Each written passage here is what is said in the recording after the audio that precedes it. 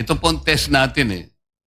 Itong mga taong ito ang nagre-request dahil alam nila merong danger sa buhay nila. So nag-request po sila.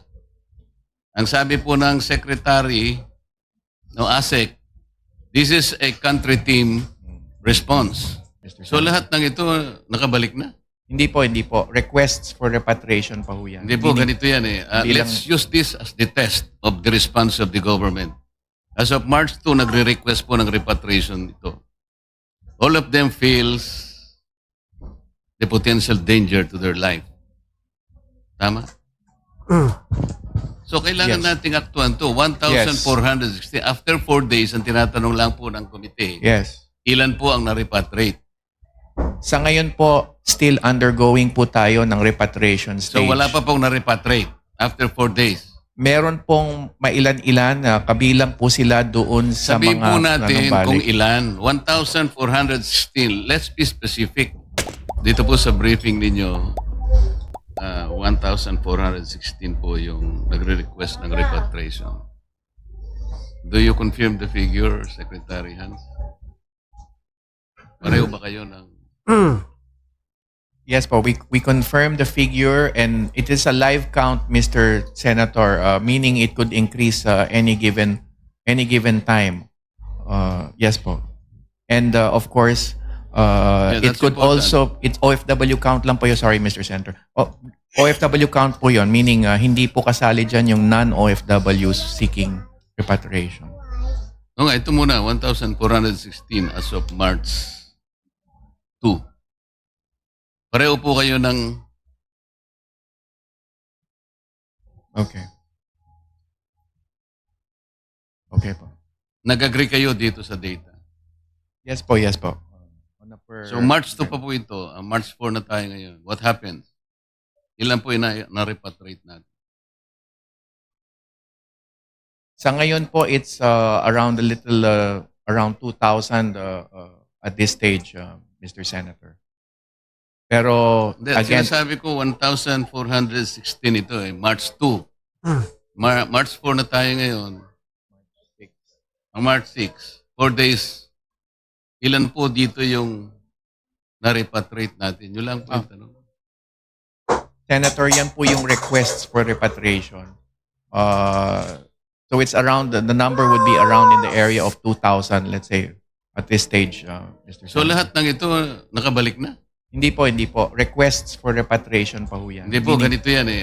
Let's use this as the test of the response of the government. As of March 2, nagre-request po ng repatriation ito. All of them feels the potential danger to their life. Tama? So kailangan Yes. nating aktuan to. 1,460. After 4 days, ang tinatanong lang po ng komite, Yes. ilan po ang na-repatriate?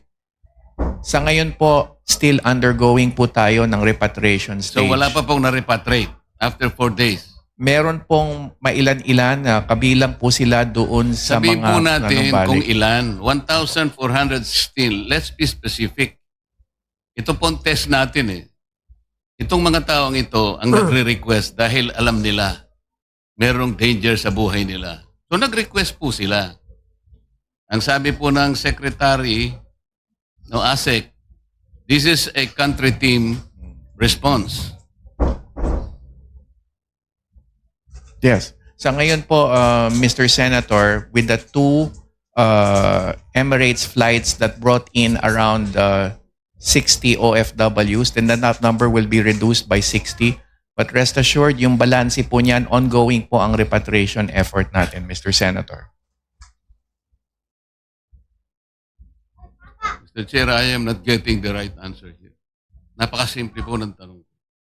Out of 1,416, 4 days ago, ilan ang na-repatriate? Yun lang po kasimple. Yes, ang sinasabi ko po, Mr. Senator, we will subtract the 60 that had returned from the two Emirates flights for the last 2 days. So 1,400 less. It's around 1,300 remaining still, Mr. Senator.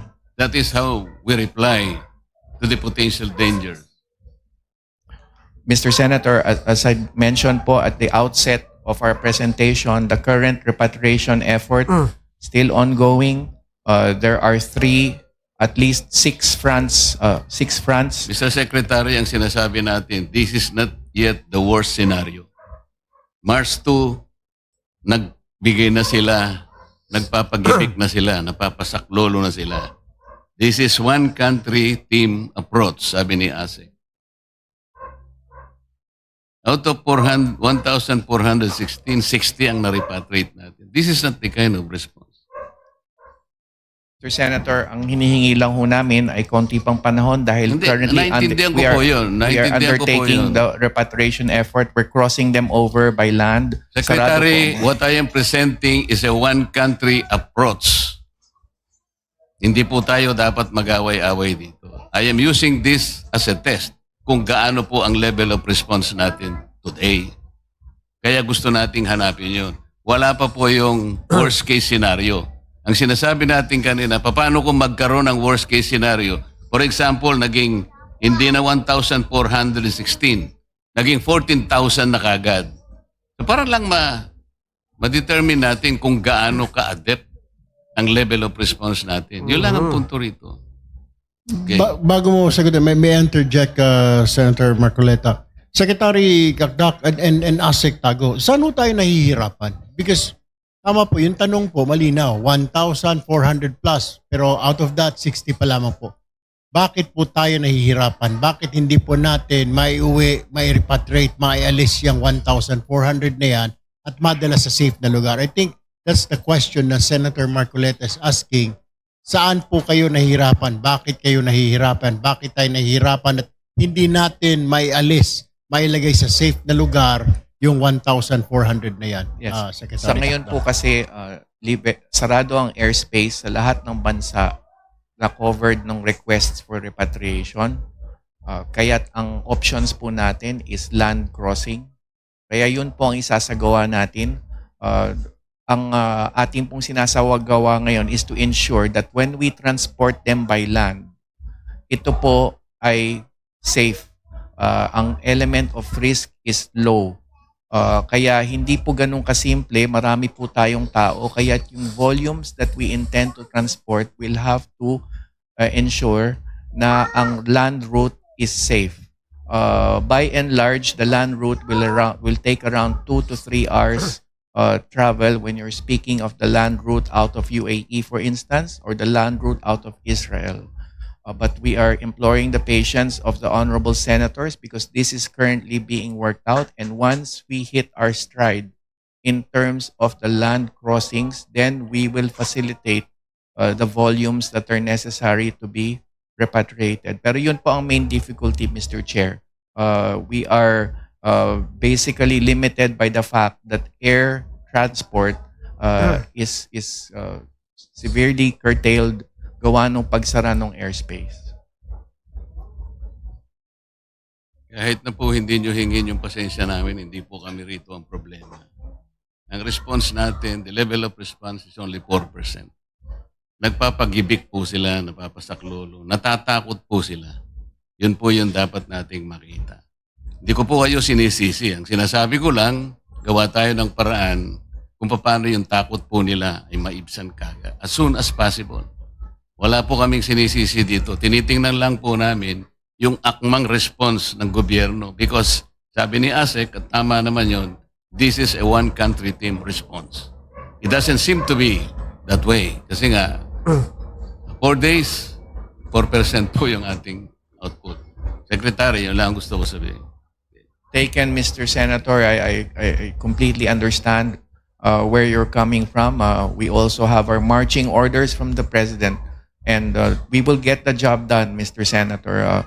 And tama po kayo, ang sagot namin ay dapat bukod sa inyo ay mismo sa ating mahal na OFWs. Thank you. We are just opening the avenues, the tracks, the pathways to repatriation. And so we will get the job done. We will do precisely that, Mr. Senator. Thank you for your assurance, Secretary. Mr. Chair, madidisrupt talaga yung supply ng langis natin doon sa pagkakasara ng Iran ng Strait of Hormuz. So, Ang nakikita ko po rito, dapat meron ng nag-usap na yung at least 5 departamento na dapat ay tumutok dito. Halimbawa, yung DOE, yung DA, DTI, DOLE, DepEd, sapagkat maapektuhan hindi lang ang industry natin, agriculture, manufacturing, pati yung manggagawa natin. Sino po kaya ang pwedeng magsalita sa isa? O kung meron na pong nakapag-usap na po itong 5 departamento na dapat sana ay magbigay sa amin ng ilang impormasyon kung paano magre-react po ang importanteng departamento sa impact po ng kawalan ng langis in the days to come. Sino po ba ang meron po ba talaga na nakapag-usap na?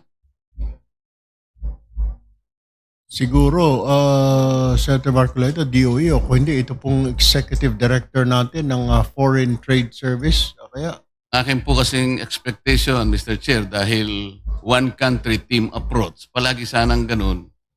Hindi yung isa-isang magsasalita dito, hindi ko naman makonect-connect kung paano ngayon magkakatulungan itong mga, halimbawa, yung siguro pinaka-chairman dito, yung DepDep, sa kasi yung planning, sa yung economic planning and development, pagkatapos, kukunin niya yung input ng DTI, ng DOE, at saka ng DA, DOLE, para sa ganun, isa lang ang magsasalita. Ito po yung approach natin.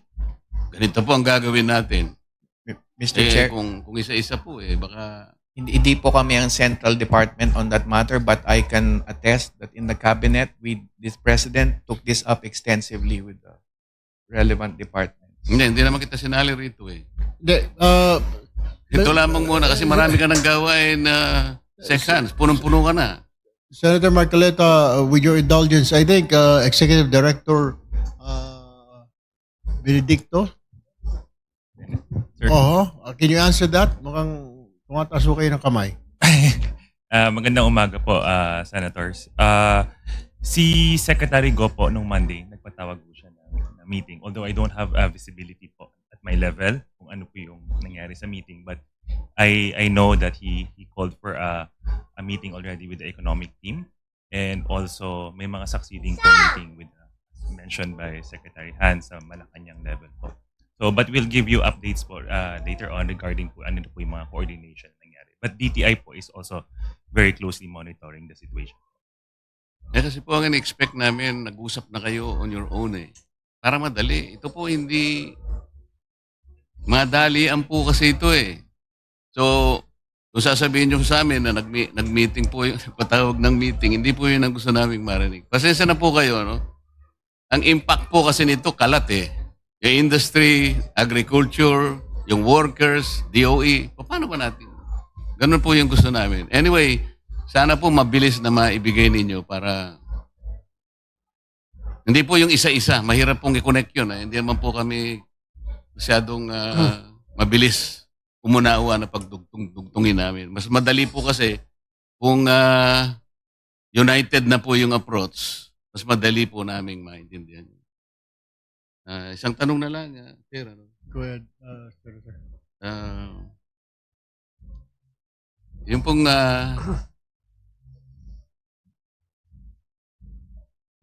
Yusek Echanova, Yes, Your Honor. may tanong po sa inyo kanina, ang sabi po ninyo, wala pa naman kayong naririnig na ulat na medyo may potential na danger po sa... Naghihintay po ba tayo ng ulat sa labas o kailangan po tayo tayo nang gumagawa ng ulat?